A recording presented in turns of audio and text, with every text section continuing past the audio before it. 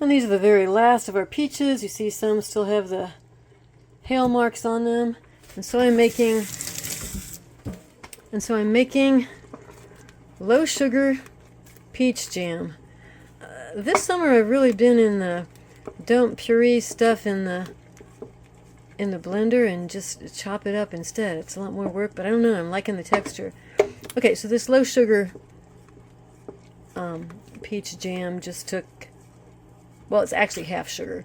So 4.5 cups of chopped peaches, a couple tablespoons of fresh lemon juice, and then the pectin mixed with a 1/4 cup of sugar. And now I'm going to dump the rest of the 3 cups of sugar in here. Let's go.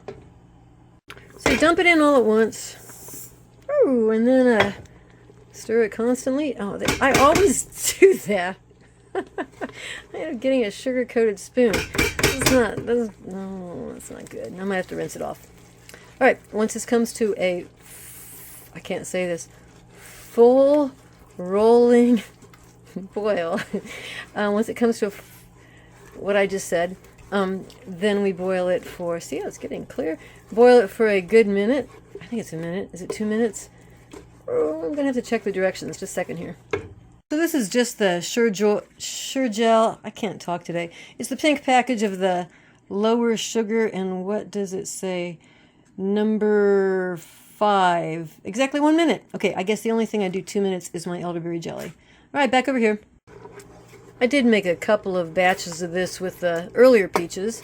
So the reason that I used to blend everything in the blender, well, besides it being a lot less work, okay, it's less work, you don't have to chop it, but you do have to clean the blender. But anyway, what happened was I got impatient and I filled the jars with this stuff here, and then the fruit would float to the top. So what you have to do is follow the directions I did last time, and you keep stirring it for, I don't know, 3, 4, 5 minutes until it sort of starts gelling and the fruit is evenly distributed. Okay, so then it works fine. Not a full rolling boil yet. That cannot be stirred down. And we're getting very close to the full rolling. There you go. See, I can't stir it down. Okay, I will set the timer for a minute.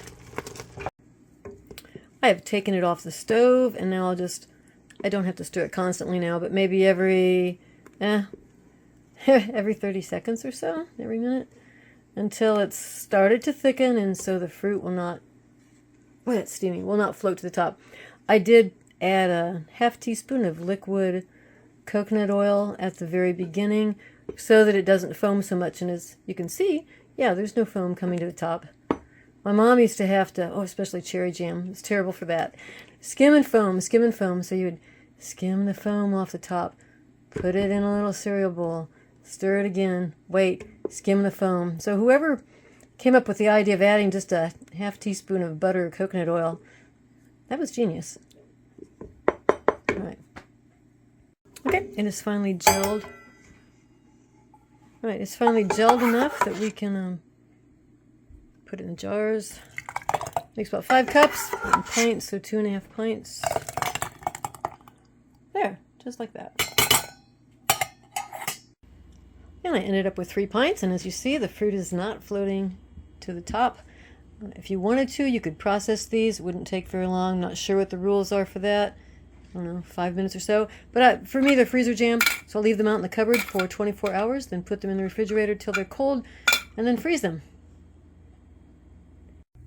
And these peaches are in the water with, I think about 1/2 teaspoon of citric acid. This is how it comes.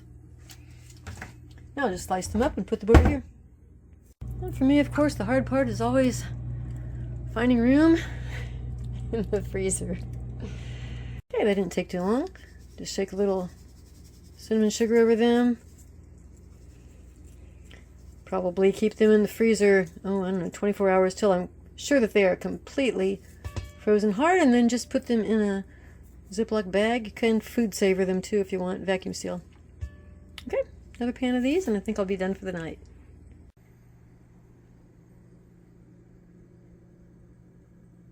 I made room, 2 of them up here on the top. And another one down here. All right, we're good.